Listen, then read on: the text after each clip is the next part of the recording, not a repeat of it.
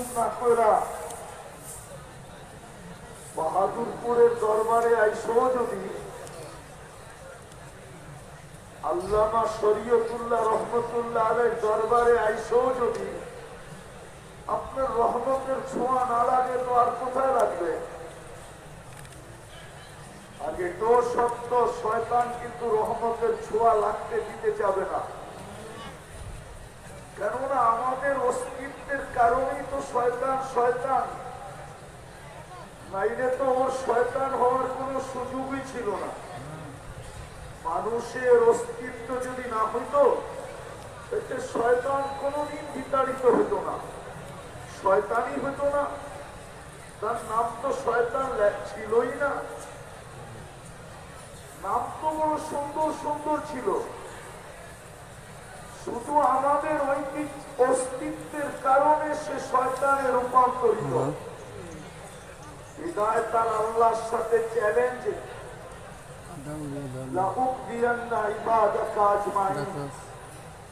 একটাকেও আমি জান্নাতে যেতে দিব না, প্রত্যেকটাকে গুমরা করে ছেড়া দিব। এটা কিন্তু শয়তানের চ্যালেঞ্জ। আমরা কতটুকু আল্লাহকে চিনি, শয়তান আমাদের চেয়ে অনেক গুণ বেশি চিনতেন। না চিনলে 30,000 বছর আরো সে টপ করলেন কি করে? 13,000 বছর ফেরেশতাদেরকে ওয়াজ করলেন কি করে? ইবাদত করতে করতে 1,85,000 বছরের পরিধি করলেন কি করে? 7 আকাশে 7টা নামে ভূষিত হইলেন কি করে? 7 আকাশে তো 7টা নামে ডাকা হতো। প্রথম আকাশে আবেদ, পরেরটায় জাহেদ, পরেরটায় আরেফ, পরেরটায় তকি, পরেরটায় ওলি, পরেরটায় খাজেন। সপ্তম আকাশে তো ডাকা হতো আজাজিল নামে। বিদায় সে আজকে কোনদিন মেনে নিবে না। আপনি আল্লাহর রহমতের ছোঁয়া নিয়ে উঠেন, এই জন্য সবার কাছে আরো হাত জোর দরকার। ভলান্টিয়ারদেরকে বলবো পরিবেশটাকে নির্জুম রাখা, এটাই হলো আমাদের আল্লাহর হুকুম মানা। পরিপূর্ণ মনোযোগ দিয়ে শোনা, এটাই আজকে এই মজমার তাকাদা, এই ইসলাহী প্রোগ্রামের তাকাদা এটাই। আমি গত বছরও বলছিলাম, এই বছরও বলতেছি, মেলা বসানো উদ্দেশ্য না যে একটা মেলা হবে, 3 দিনের জন্য কিছু লোক আসবে, হইহুল্লাহ করবে আর চলে যাবে।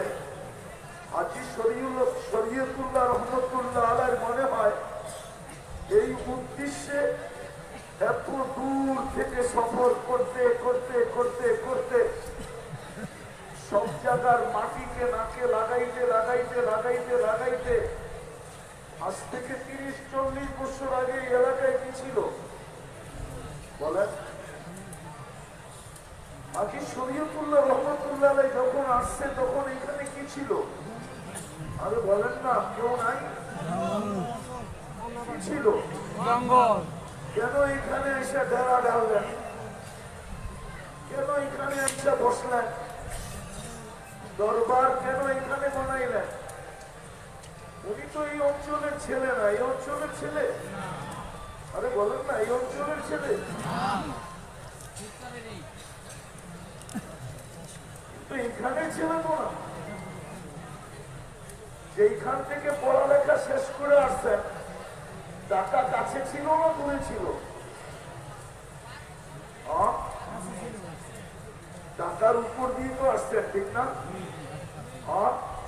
বলবেন নৌ যোগাযোগ ছিল, তাইলে আমি একটু সুন্দর এলাকা দেখা দিই। কলিকাতার থেকে তো নৌ যোগাযোগ বরিশাল হয়েছিল, খুলনা হয়েছিল, ঠিক না? গাবখান ব্রিজ দেখছেন? গাবখান ব্রিজের নিচ দিয়ে আসতে হতো, তাইলে তো সুন্দরবনেই ডেরা ডালতেন, ঠিক না? খুলনাতেই ডালতেন, ঠিক না? নৌ যোগাযোগে ওইটা কাছে ছিল কলিকাতার থেকে। উনি যেই যুগে আসছেন বরিশালে ডালতেন, কেন আপনাদের এখানে আসলেন? বোঝা গেল সারা রাস্তার মাটিকে দেখতে দেখতে এই মাটি পছন্দ হচ্ছে, বিদায়ী এখানে আসলেন। যেমন হাটহাজারী মাদ্রাসা, এটা কোনো মাদ্রাসা ছিল না, এটা হাটহাজারী বাজারের ময়লা নিক্ষেপ করা হতো এখানে। হাটহাজারী মাদ্রাসা বাজারের ময়লা নিক্ষেপ করা হতো যেখানে হাটহাজারী মাদ্রাসা, ওইখানে। যখন হাবিবুল্লাহ সাহেব রহমতুল্লাহ আলাই চাই পানির ভিতরে একজন যখন পেশাবের জন্য বসছেন তো উঠে গেছেন, বলছে এইখান থেকে তো এলেমের গ্রান আসতেছে, পরিচি করা। কেননা আল্লাহ আল্লাহ তো কলন্দর হয়, কি হয়? আজকে যে সারা দুনিয়া ফিলিস্তিন নিয়ে কাঁদতেছে, আমরাও কাঁদতেছি, সারা দুনিয়া ফিলিস্তিন নিয়ে কাঁদতেছে, ঠিক না?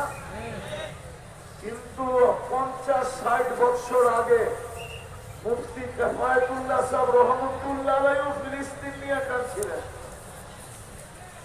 কিন্তু সারা দুনিয়ার আলেমরা ওনার কান্নার কোনো দাম দেন নাই।